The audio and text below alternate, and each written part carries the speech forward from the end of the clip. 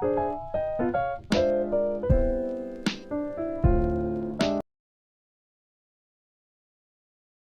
back. No, slick back. That's what I said. Slick back. No, nigga, I'm a pimp named Slick Back. Pimp named Slick Back.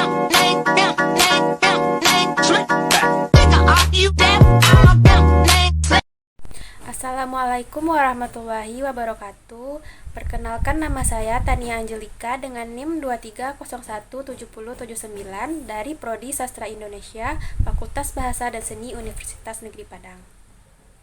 Di sini saya akan membahas atau menceritakan sinopsis dari novel Partikel karya Dewi Lestari atau yang dikenal dengan nama pena D. Lestari. Partikel adalah novel karya D. Lestari yang merupakan bagian dari seri keempat Supernova. Novel ini menggali konsep sains dan spiritualitas, menjelajahi pertemuan antara ilmu pengetahuan dan keajaiban alam. Melalui gaya penceritaannya yang khas, D. Lestari menggambarkan hubungan antara manusia dan alam semesta, serta kekuatan tak terlihat yang mengatur nasib mereka. Unsur intrinsik dari novel Partikel yang pertama yaitu tema. Tema utama dalam Partikel adalah masalah lingkungan, kehidupan ekstraterestrial, mikologi, dan shamanisme. Dalam novel Partikel bertemakan tentang petualangan seorang anak perempuan yang bernama Zarah untuk mencari ayahnya dengan menjelajahi dunia. Unsur intrinsik yang kedua ialah tokoh atau penokohan serta karakternya. Tokoh yang pertama bernama Zarah. Zarah merupakan tokoh utama dalam novel Partikel. Ia adalah seorang gadis yang mandiri, pantang menyerah, pintar, rajin, pemberani, dan memiliki rasa ingin tahu yang sangat besar.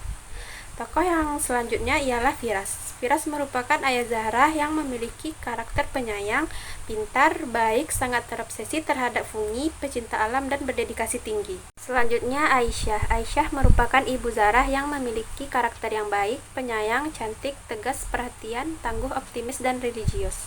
Selanjutnya Hara. Hara adalah adik dari tokoh Zarah. Hara memiliki karakter baik, tegas, tegar, patuh, penyayang, pintar, dan bersifat dewasa.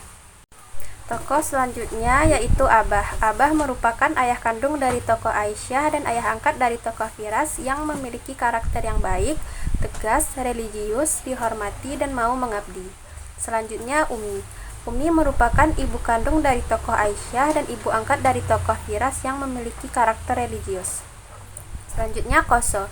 Koso adalah teman Zarah yang mempunyai penyakit disleksia. Ia sangat pandai dalam berolahraga, baik, dan pengkhianat. Selanjutnya Strom. Strom merupakan pacar Zarah. Ia memiliki karakter yang baik, romantis, berkarisma, dan juga pengkhianat, karena Strom berselingkuh dengan Koso, sahabat Zarah. Selanjutnya Pak Simon. Pak Simon adalah teman ayah Zarah yang memiliki karakter yang baik, sangat ramah, tegas, kaya, dan bijaksana. Adapun tokoh pendukung dalam novel ini ialah yang pertama yaitu Pak Kas. Pak Kas merupakan seorang fotografer dan juga merupakan pendengar yang baik. Selanjutnya Asep. Paul merupakan tokoh yang berprofesi sebagai seorang fotografer. Lalu Zach yang merupakan teman Zarah yang memiliki karakter yang baik dan ceria. Lalu Gary Anderson yang merupakan seorang yang berkarakter baik, rapi, dan penakut. Selanjutnya Ibu Inga dan Hawkeye, orang yang membantu Zarah masuk ke dimensi lain untuk mencari ayahnya yang berkarakter baik, rela berkorban, dan peduli. Unsur intrinsik yang ketiga ialah latar. Yang pertama latar waktu. Latar waktunya yaitu pagi, sore, dan malam. Dibuktikan dari salah satu kutipan, malam hari ayah mengantarku dengan cerita pengantar tidurnya. Terdapat pada halaman 21. Selanjutnya latar tempat. Novel ini memiliki 5 latar tempat utama yaitu di Indonesia, Kenya, Glastonbury, Bolivia, dan London. Di Indonesia berlatar tempat di Batu Luhur, Kota Bogor, dan Kalimantan. Selanjutnya latar suasana. Ada suasana gembira yaitu saat Zarah belajar dengan ayahnya di kebun dan saat Zarah menemukan seorang sahabat. Suasana menegangkan saat Zarah diuji oleh ayahnya di Bukit Jambul dan saat Zarah dimarahi oleh Abah karena tidak percaya dengan adanya Allah Subhanahu wa Ta'ala. Selanjutnya, saat Zarah melihat Strom selingkuh dan saat Zarah berpisah dengan orang hutan.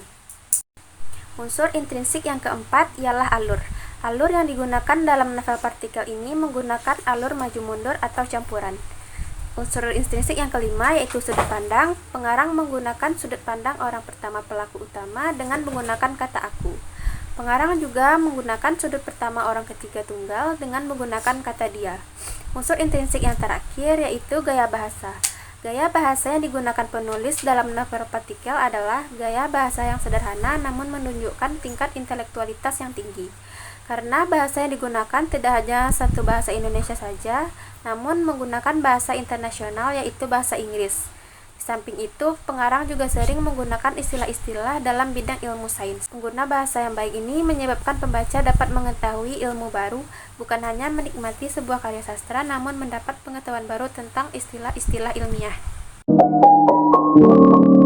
Di sebuah desa bernama Batu Luhur di kota Bogor, Zarah dan adiknya Hara dibesarkan secara tidak konvensional oleh ayah mereka, Firas. Firas adalah seorang dosen dan ahli mikologi. Zarah sebagai anak tertua menjadi tumpuan harapan bagi Firas. Sedari kecil, Zarah tidak pernah bersekolah. Firas memilih untuk mendidik anaknya sendiri. Lambat laun, pilihan-pilihan Firas membuatnya semakin terpojok. Firas dikucilkan di dalam lingkungan kerja, desa, bahkan keluarganya sendiri. Semua berawal dari obsesinya terhadap suatu tempat angker yang bernama Bukit Jambul. Ketika anak ketiganya lahir cacat dan meninggal, keluarganya menyalahkan Firas dan Bukit Jambul yang dianggap membawa kutukan. Suatu hari, setelah meninggalkan amanat yang diberikannya kepada Zarah untuk melindungi Bukit Jambul, Firas menghilang. Satu-satunya jejak yang ia tinggalkan adalah 4 bundel jurnalnya. Setelah kepergian Firas, itu mengubah dinamika hubungan Zarah dan keluarganya. Keluarganya menganggap Zarah aneh dan pemberontak sama seperti Firas ayahnya. Ketika Zarah akhirnya bersekolah, ia sering membuat masalah. Sosok sahabat ia temukan ketika ada seorang anak baru yang berasal dari Nigeria bernama Koso Lucuku yang menjadi teman sebangkunya. Pada ulang tahun Zarah yang ke-17, sebuah kamera langka dikirim untuk Zarah. Di dalam kamera tersebut tidak ada identitas pengirimnya. Zarah yakin melacak kamera tersebut akan mengungkapkan keberadaan ayahnya. Lantas, Zarah belajar menjadi fotografi. Kamera tersebut membawanya berkelana. Ia sempat bekerja di penampungan orangutan di Tanjung Puting sebelum akhirnya ia mendapat tawaran untuk bermarkas di London oleh 2 teman barunya, Paul dan Jacques. Ia pun dilatih untuk menjadi fotografer yang profesional.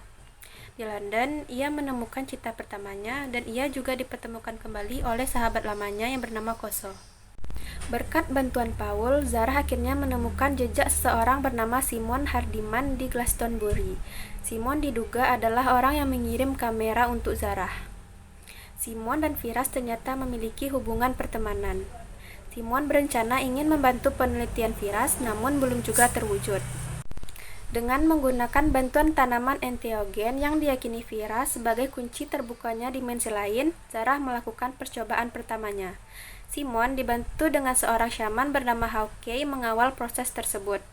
Muncullah kabar duka dari Indonesia yang menginterupsi proses mereka. Zarah akhirnya kembali ke Indonesia.